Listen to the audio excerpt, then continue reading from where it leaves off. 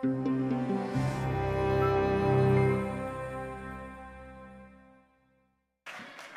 we're going to go on a bit of a journey. We're going to go on a bit of a journey, and it's a model of reality, and it comes with my first slide.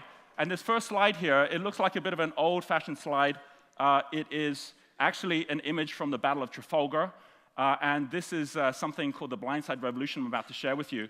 And we're not just going to talk about what's happening in the world around us and put a model to it. What we're also going to do is we're going to take a bit of a journey ourselves in the next 15 minutes, which is going to see if we can stretch a little bit beyond what the other great speakers that we've had have laid as a bit of a foundation. So you heard Marissa talk, and also Lisa talk, about being good enough. It's like, what's the step beyond being good enough, right? What is the step beyond being enough? And is it being more than enough? It's like, what is that next step? When Marissa says something like, be familiar with the unfamiliar, or when Anil says something like, be comfortable with being uncomfortable, what is that next step that stretches us beyond simply being enough? And this is a very interesting image, because it's an image of Napoleon's entire fleet at Trafalgar being decimated by Lord Nelson. And if you start with the assumption that Napoleon didn't know what he was doing, right? If you start the assumption, which is like, well, he couldn't figure it out, he was going too slow, you could miss the lesson altogether of what happened here, that he got blindsided. If you look at the biggest companies in the world right now, and if you decide that the reason the education system is the way it is because the people running it just really don't have a clue, or if you decide that the reason that the pharmaceutical industry, or the fact that our energy, or all of these others is simply because people are evil or that they're bad, we might miss altogether what's actually happening. Because I have seen entrepreneurs blindside large companies, but I've also seen entrepreneurs, just like you and me, who ourselves have got blindsided, smart and as genius as we are, by missing something that's coming from a different direction. So what I'd love to do is actually put a context to this in a way that we go on a journey, but we end up in a place where we become even more than we could imagine within 15 minutes. Would you be up for that? All right, okay, let's do this. All right, so first of all, here is a nice little image about what a blindsiding actually is. Here's Superman getting knocked over by a big bull. He didn't even see it coming. What is it? A blindside is something that comes from the side. If you think about American football, the blindside is not just coming from the side, it's coming from the side you're least expecting. It's the side you can't see. You're blinded by it. We all have a blind spot, and it's happening all around us at the moment, this blind spot. You can see the news headlines, and you'll hear of companies like General Motors going bankrupt, Kodak filing for bankruptcy. You'll hear people talk about these and saying, here's a perfect example of a dinosaur or a Goliath that gets knocked over, but you'll miss the story altogether. Because, see, I believe everyone's a genius, which means I also believe that even those large corporations are run by geniuses, that our institutions, even our governments, have got geniuses that had to have earned the right somehow to be at that level. How could they be getting it so wrong? What's happening? So with this whole kind of like strew of new things happening, Radio Shack got created and blindsided the entire industry through electronics, and it itself has now got blindsided and gone bankrupt. You've got things like Encyclopedia Britannica, which is where I got all of my knowledge when I was younger, or at least up to B's. I read the A and the B, and then I ran out of time. And the best way to explain it is with this little image, because this is what happened at the Battle of Trafalgar all those years ago. This is 210 years ago. And what happened was, at that point, there was a particular way that you went into battle. Not just the artillery, but also if you were a fleet, you would go into battle as one large front. And the reason you had to do that was they didn't have the internet, they didn't have radio communication, they had to have a signal ship at the front, which is where the admiral was. And he would, by what that ship did, everyone followed. So the only way for everyone to see the ship was you'd have that ship up the front, and everyone would follow like this. And of course, what that meant was whoever was the strongest fleet would be the one that would usually win. At the Battle of Trafalgar, all the rules changed, because what happened was Lord Nelson decided, given that he had such smaller fleet, he had much smaller boats, he only had half the men, that if he went with that, he would lose straight away. So instead what he did is he totally surprised Napoleon's troops by coming in two columns. This is why Nelson's column is called Nelson's column. He had these two columns which were coming at speed, directly blindsiding the entire fleet. And of course, the fleet was there, Napoleon's fleet was there, trying to, what were they going to do? They couldn't shoot because they were coming so fast. They went right towards the ones here, and as they went past and actually hit these boats and went through the boats, those boats sank. They just started shooting out the side as they went by. They then curved around, they came back. They kept on doing this until they decimated the entire fleet. The entire fleet got blindsided. There was no way, even with their amazing artillery and all those people, they could actually beat them.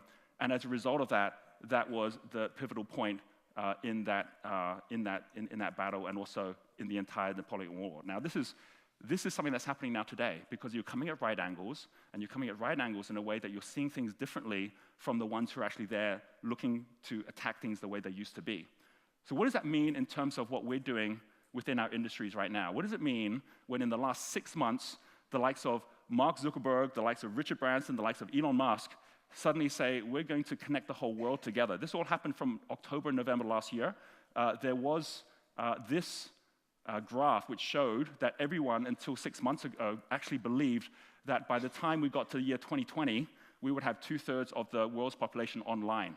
And simply by now having the likes of Elon Musk saying we're going to actually have satellites that are going to give access, or whether it's Mark Zuckerberg saying we're going to have drones over Africa that are going to give everyone internet access, you can see it's got revised up. This is one of Peter Diamandis' graphs.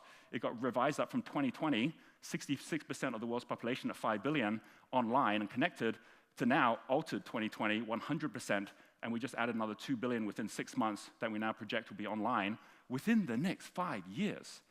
And that means that we now have this entire new power to be able to impact the world in ways that before were coming, but gradually, and suddenly become totally accelerated.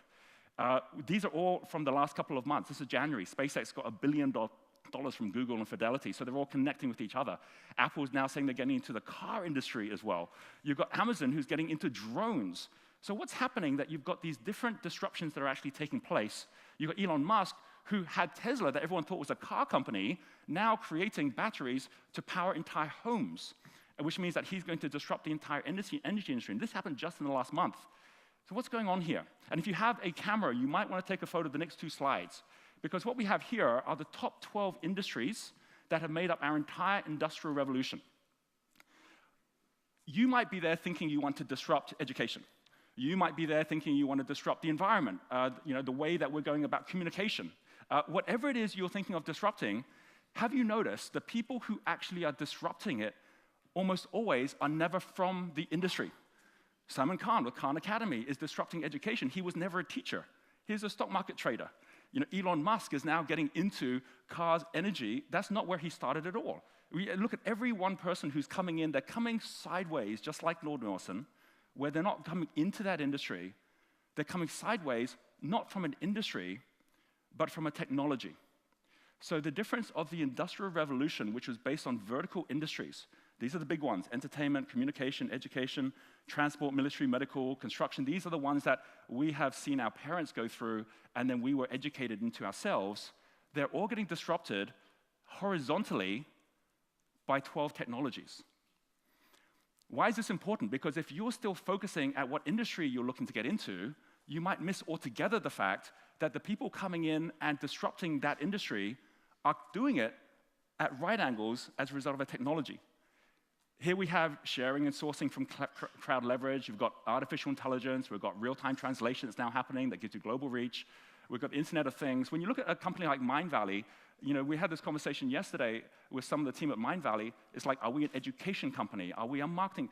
It isn't about the industry. Technology itself is not an industry. It is a pathway to disruption by coming in at right angles. And just to give you an example of that, here's Apple. And you can see that Apple started by disrupting 15 years ago the entertainment industry. The iPod came out. Music got taken over as a result of their ability to use mobile and their ability to use artificial intelligence. Communication then happened with the phone. Then they got into education with all of the apps that they have. Now they've got into financial with Apple Money. Now they're getting into transport with Apple Cars. They're disrupting one industry after another like dominoes as a result of going right through at right angles with these different technologies. Here's another example, Amazon, where Amazon has done the same thing. They've disrupted these different industries without any expertise in the industry, and they've actually picked a number of other ones like 3D printing or like space travel, which is something Jeff Bezos is involved in. Here's Google. These are the modern-day Nelsons, and they are coming through this one by one, knocking over these different industries, and you can see the next ones are military, medical. Any industry that you're thinking about that you think should change, it's happening already, and we're all part of it too. The question is, what part do you want to play in this picture? And it isn't about which industry do you want to disrupt, it's about which is the technology that you actually want to focus most at. Here's the biggest problem. our entire education system is still based on preparing our children to join the industrial age, which means they're not equipped for any of this at all unless we're the ones that actually support them. It's largely what we're doing at Green School. It's what you could be doing as well. I need everyone to do this. Everyone take out a piece of paper, and I need to test your drawing skills. Do your best job at drawing something that looks a bit like a potato, right?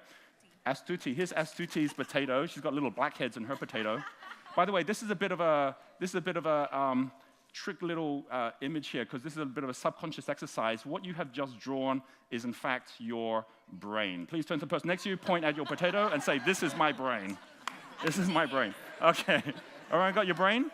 Okay. So why have I asked you to draw your brain? Because did you know, back at the beginning of the education system, 100 years ago, they actually thought the brain was like a library. They thought it was like a library, which means the best thing to do with the brain is fill it with things. So the first thing was, it's a library, let's fill it with things. And at that point, everyone knew about libraries, and so the whole education system today is still about fill your brain with things. Fill it with things as a full, do an exam, blah, full, okay, you can go, right? So the whole thing is built that way, right? Until about 30 years ago, when we as adults started realizing, you know what? Maybe it's not like a library, because, there's some people when they don't actually have all that knowledge and they can still do so much, and they started likening the brain to a computer. Maybe it's a computer. Maybe it's not about what we put in it. Maybe it's about how we reprogram it. And so we ended up with all sorts of different tools, like neuro-linguistic programming, even meditation. It's like, how do we erase it and clear it and start again, just like a computer? And you can look at it that way, and it's definitely better than think of it like a library. But what if you did a third thing, which was to think of it like a radio?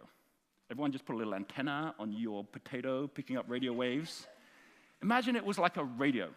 And imagine that you had a purpose in life, and that purpose was like a radio station. So you might be on a station at the moment where it's the wrong station. You might be in static, you can't hear anything, and instead of trying to reprogram the brain, it's just about retuning the dial on your radio, and then ching, suddenly you get into that shift. This is what we mean by paradigm shift. And this is really this next slide, and what this next slide is about, is the paradigm shift is one in which the Industrial Revolution was focused at 12 profit streams based on those 12 industries. What's actually happening is the technological revolution is not based on profit streams, it's based on purpose streams. And you'll find that all of the people that you admire most out there who are harnessing technologies, the way they could figure out which industries they should go into was not by saying, is this something that makes me more profit? It's, is this something that serves my purpose? So think about that, because I'm going to give you an opportunity to see what these 12 are. These are the 12 profit streams. They're exactly the same as the 12 industries. So you can see, every one of them is looking to hold on to whatever profit they're making within that industry. But have a look at what happens when you switch this to the 12 purpose streams. Look at the first four: entertainment, communication, education, financial. Once you get to the 12 purpose streams, the first one turns into celebrating artisanship, which is largely what Mindvalley is about and what Awesomeness Fest is about. 100% free online access, which is about access for everyone, which is what the likes of Google and Facebook are now doing. Education and equality for all, because the two of them are linked. Income equality and the end of poverty, which is a purpose that's actually very different from the financial industry. The next three: freedom and mobility as opposed to transport, peace and security, 100% free global healthcare. Anyone that you admire in the world has aligned themselves to one or a maximum of two or three of these different purpose streams, and they've connected up with others as well. You can see there, you've got local sustainable production as opposed to manufacturing. Instead of construction, you've got green smart homes, renewable energy, sustainable environment, natural organic food instead of the agriculture industry. We're seeing this happen, and entrepreneurs are the ones stepping in and aligning their purpose with others as well.